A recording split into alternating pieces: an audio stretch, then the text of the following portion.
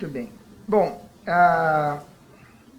então, na verdade, eu falo o seguinte, a ideia, cada evento, né, é a gente tentar trazer uma aula nova, um conhecimento novo e tentar linkar a espiritualidade com cada vez mais aspectos relacionados à saúde, à assistência, ao cuidado em saúde. E aí foi interessante porque essa semana foram 3 eventos, né? Quarta-feira teve o 2º Congresso Luso Brasileiro de Luto, ontem teve a Oficina de Espiritualidade do Conselho Federal de Medicina e hoje nós estamos aqui para falar sobre espiritualidade. E veio num crescente. Acho que essa aula hoje ela coroa um pouco esses diálogos, porque ela conecta a espiritualidade com algo que, ao meu ver, é a essência, ou se não a essência, um dos mais importantes elementos da interioridade humana, que é o conceito de esperança. A primeira pergunta é, o que o ser humano quer? Se eu fizer aqui um breve levantamento com cada um de vocês, cada um vai dizer sobre uma série de coisas, mas alguém poderia me dar uma palavra que definiria o que o ser humano quer? Quer ser? Amor, paz, feliz. Essa palavra ajuda muito, né? O ser humano, na sua essência, na sua busca, na sua vida, ele quer ser feliz, né? Mesmo os que gostam do sofrimento, e há quem goste, gosta do sofrimento para ser feliz com ele, né? Então, a palavra felicidade, ela amplia e abraça um pouco aquilo que o ser humano quer.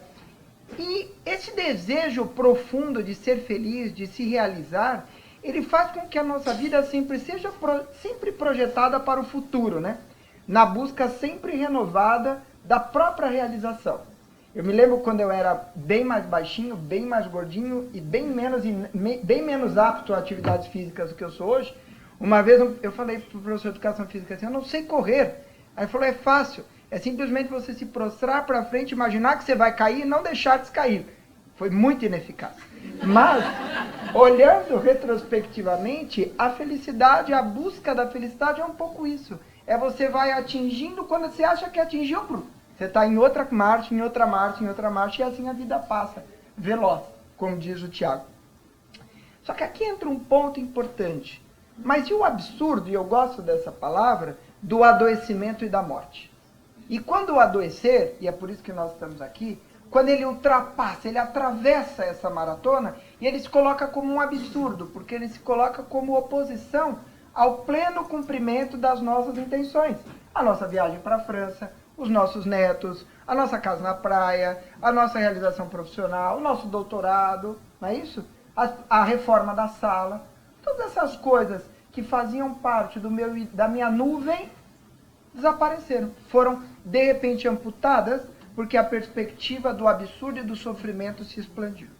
E diante de todo o absurdo e de todo o escândalo da morte, que ameaça a plenitude dos nossos sonhos de felicidade, aparentemente a mitologia grega codificou bem o que nos sobra. O conceito que está no mito de Pandora da esperança. E no fim é o que sobrou na caixa. A ideia que guarda em todos nós de um ideal relacionado a esperançar. E não esperar, né? Esperança está mais relacionado a esperançar, porque é uma ideia mais ativa do que simplesmente esperar, né? Esse é um roteiro um pouco do que eu vou dizer para vocês. Eu vou tentar ser bem breve, apenas para a gente conseguir pontuar e deixar vocês um pouco mais curiosos para lermos e aprofundarmos sobre esse tema. Então, subindo essa escada e buscando uma definição de esperança, os poetas, de uma forma geral, descrevem as coisas melhor do que os cientistas, tá certo? O problema é que eles não cuidam da saúde e morrem jovens. Mas, de uma forma, e por isso os cientistas acabam ganhando mais fama, tá certo? Mas os poetas são muito bons em definir coisas porque as definem a partir de uma interioridade. E a Emily Dickinson, que é uma poetisa norte-americana do século XIX, escreve o seguinte: a esperança é essa coisa com penas, né, que fica pendurada na nossa alma e que canta sem palavras, uma melodia sem palavras, e nunca para, né? E quando, mesmo na tempestade, na tormenta mais dura, se ouve o seu cantar, é esse pequeno pássaro que nos mantém aquecido. E mesmo na terra mais quente, e mesmo no lugar mais distante, mesmo no escândalo de qualquer limitação que a gente passe, a esperança continua a cantar, e ela não exige de nós nem mesmo uma única migalha. E no fim, aparentemente é isso. Quer dizer, é justamente esse pássaro, essa vozinha que está sempre tocando no fundo, por mais que a janela chacoalhe, por mais que o barulho das tormentas se acumule e por mais que a situação pareça o mais complexa possível. A esperança é para a alma, assim como respirar é para o organismo. Então, assim como respirar mantém o organismo avivado, mantém o organismo trabalhando, esperançar, nutrir esperanças, permite que a gente continue tolerando a vida e fazendo com que ela floresça, frutifique dentro de nós. Como eu disse, existem uma série de denominações, de definições de cientistas, né?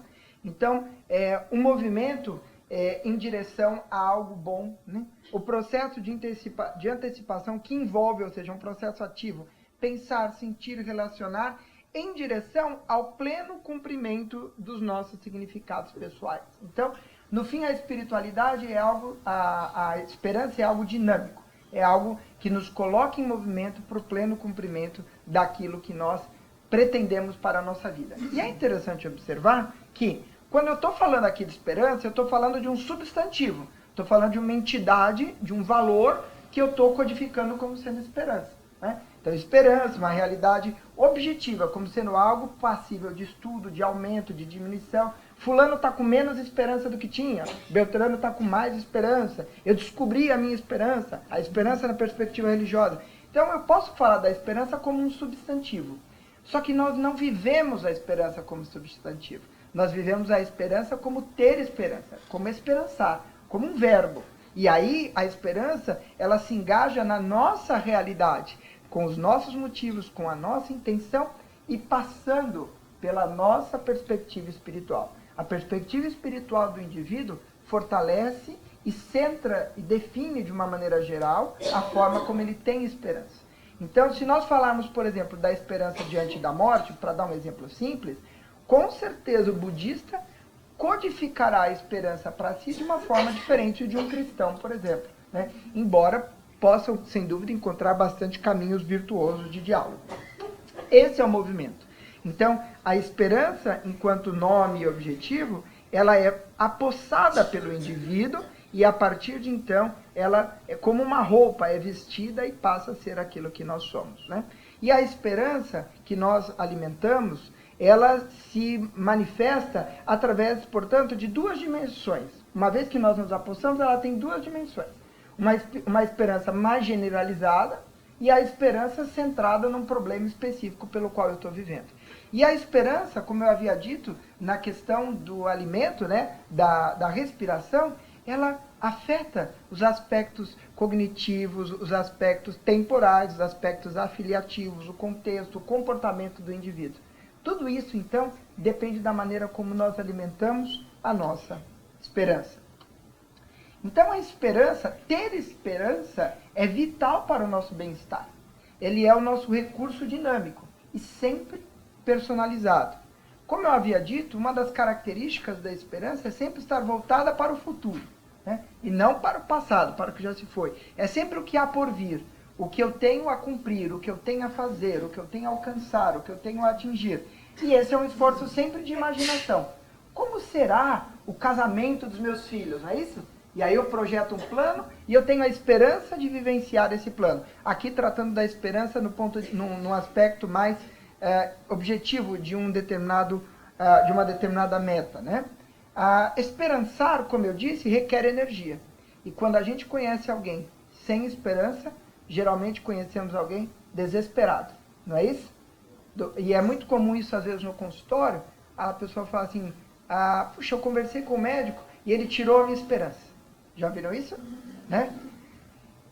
Então é hora de reconstruir. Porque não importa qual a má notícia que o médico dê para você, não é possível e não se quer que aquilo tire toda a sua esperança. Há de haver uma fonte de esperança por detrás de tudo isso, né?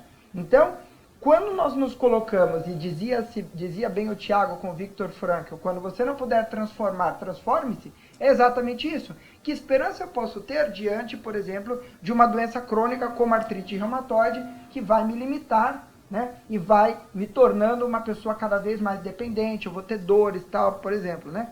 Aí um exemplo que eu dou, a boa e velha Edith Piaf. Conhecem Edith Piaf? La Monde, né? Francesa, uma das vozes mais lindas que o Ocidente conheceu. Morreu vítima de uma série de complicações de artrite reumatoide. Você vê os videozinhos dela lá e algo movia aquela mulher. Algo estava ali. E se vocês lerem a história dela, vocês param na metade do livro para tomar um Prozac. Porque você fica deprimido lendo aquilo. Ela ama o cara morre. Ela ama o cara foge. Aí a mulher dá uma crise de dor, dá um sedativo, ela desmaia. E roubam ela. E a mulher continua. E ela vai indo, e aquela vida toda. E ela termina a vida de uma forma triunfal, né? Como dizia o Viktor Frankl, ela tem direito ao último ato. E aquele ato final, aquele ato espetacular de como essa mulher e deixou o seu legado. Então, a esperança, quando ela tem que enfrentar uma dificuldade intransponível, materialmente e racionalmente, ela tem que se conectar com o transcendente. Então, essa é uma característica, e algumas religiões, inclusive, codificam a esperança como uma virtude para o encontro do transcendente. Por exemplo, na tradição cristã, a esperança é uma das virtudes teologais, uma das virtudes que o ser humano desenvolve para se conectar com Deus, justamente com a fé e justamente com a caridade. Então a esperança, diante de uma situação intransformável, é a maneira como eu posso transcender, eu posso ultrapassar aquela relação. E justamente isso pode acontecer através do encontro com a transcendência e do encontro, portanto, com a espiritualidade. Porque a espiritualidade é o canal que nos leva a encontrar o nosso transcendente, o nosso sagrado, o que faz sentido para cada um de nós. O Gabriel Marcel, que é um filósofo que eu conheci muito recentemente, ele tem uma frase que eu acho interessante, né? A morte é como um trampolim para uma esperança absoluta, né? Um mundo onde a morte não está mais, onde ela se faz ausente, a esperança não existiria senão no estado larval. Então, ele diz o seguinte, que de alguma maneira o adoecimento e a morte, eles nos colocam de encontro à esperança, a uma necessidade de uma fonte de esperança maior, uma fonte de esperança que vença o grande desafio do homem, o grande dilema do homem, que é finir, que é terminar, né? Nós não somos muito preparados para o nosso término, né?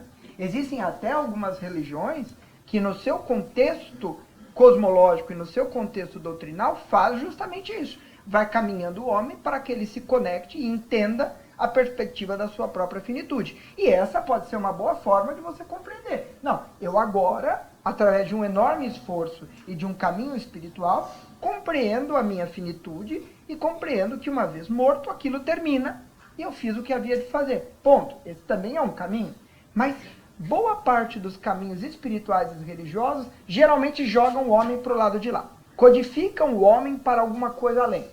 Seja para a reencarnação, seja para uma existência transcendental, seja para uma reincorporação a uma energia motriz, seja para a ressurreição, como dizem os cristãos. Então, há várias formas. O ser humano desenvolveu várias esperanças para lidar com os seus sofrimentos e com o sofrimento que é o grande trampolim para a nossa espiritualidade, que é a morte. E como eu havia comentado, quando nós vamos para Platão, vemos lá, pensemos agora numa grande esperança, de que a morte seja um bem. Na realidade, com a morte tem que acontecer uma de duas coisas. Ou o que morre se converte em nada, e portanto fica privado para sempre de qualquer sentimento, ou, segundo se diz, a alma sofre uma mudança e passa deste para outro lugar. Então, desde o nascimento do pensamento ocidental, e não é diferente do Oriente, o ser humano continua buscando no transcendente, continua buscando no porvir uma esperança para a sua própria transitoriedade. Quando nós conectamos isso à beira-leito, nós conectamos isso com as pessoas que depositam a confiança nos nossos cuidados, nós vamos encontrar que a esperança frequentemente tem uma base espiritual na busca de um significado para o sofrimento que transcende as explicações humanas. E aqui entra um pouco, às vezes, o conflito que eu tenho com alguns estudiosos. Às vezes o cara estuda demais o tema da espiritualidade, o tema da esperança, E aí ele se apodera de uma cadeira, tentando limpar a espiritualidade do que é humano, tentando achar um termo puro, né? Tentando achar um fio que permita a espiritualidade ser uma conexão ao transcendente, mas desconectar-se do transcendente. E aí eu falo, olha, tá muito bonito isso, mas você tem que vir para o leito das pessoas, porque lá você vai ver que é impossível que eu estude e vivencie a espiritualidade sem perceber que ela vai vir conectada com todo o arcabouço humano, com toda a maneira como o indivíduo percebe sua conexão, com toda a maneira como o indivíduo vive, né? E, volto a dizer, gostem os estudiosos ou não, para boa parte das pessoas que nós cuidamos diante da terminalidade, é a espiritualidade que é o grande arcabouço para que a esperança possa perseverar. O que a gente vê em alguns trabalhos em diversos grupos. Aqui tem um estudo iraniano. O Irã é um importante produtor de estudos na área de espiritualidade. Uma coisa interessante, tem com 164 pacientes oncológicos e notou uma correlação positiva entre esperança e bem-estar espiritual. Quem vem primeiro? Não dá para saber, porque é um estudo transversal. Mas há uma conexão, portanto, aparentemente, quem tem melhor bem-estar espiritual tem mais esperança. E, seguindo em frente, quando a gente vai para pacientes que estão em situações mais difíceis, como, por exemplo, dentro de um hospice, nós vimos que o bem-estar espiritual associou-se com menos desespero, com menor desejo de suicídio e menor vontade de uma morte mais rápida. E é importante observar que, evidentemente, cada estudo desse é um recorte, é uma foto de uma determinada situação, né? Não posso dizer isso e generalizar, mas é notório que em determinadas realidades que nós alcançamos, a questão da espiritualidade fortalece e amplia a perspectiva da esperança. E ser esperançoso, ser uma pessoa dotada de uma esperança, de uma ideia de que eu caminho para a plena realização minha enquanto indivíduo, seja nessa vida, seja no que há para depois da morte, nós sabemos que os scores elevados, tanto de espiritualidade quanto de esperança, podem associar-se positivamente com diversos desfechos em saúde. Tá? Toda vez que investigamos espiritualidade e esperança, nós tocamos em pontos de nós mesmos ao fazer isso com o outro. E aqui são uma série de estudos mostrando que o bem-esperar, a esperança viva, ajuda em diversos desfechos, como bem-estar psicológico, bem-estar social, satisfação com a vida, melhor coping, felicidade, otimismo, qualidade de vida, saúde mental e coping positivo. Vocês já aprenderam com o Tiago o que é. E negativamente com outros aspectos, como depressão, ansiedade e estresse. Portanto, bem esperançar, portanto, alimentar uma esperança, e parte dessa alimentação passa por uma vida espiritual, nos leva a observar o que existe no presente pode melhorar, a que a pessoa não tenha, nesse momento, possa ser atingida em algum outro, que as circunstâncias desejadas ao redor de um evento aconteçam e que possibilidades desfavoráveis não vão acontecer. Então esses são temas relacionados à esperança. Quem tem esperança de que algo, muitas vezes, que ele não quer que aconteça, de fato não aconteça. Mas uma vez que aconteceu, qual é o próximo passo? Qual é o próximo recurso que a esperança nos dá? Né? Então é a caixa de Pandora que nunca fica vazia. Então o esperançar, que passa por uma vida espiritual profunda, é fundamental para que nós possamos lidar com todas as vicissitudes de simplesmente estar vivo. Para a gente terminar, né, deixar claro que a abordagem, portanto, da espiritualidade é um recurso de enfrentamento que pode dar sentido e fortalecer o senso de esperança, auxiliando nas situações particularmente de grave adoecimento, embora, como eu dei o exemplo para você de Edith Piaf, não necessariamente uma doença progressiva como as doenças oncológicas.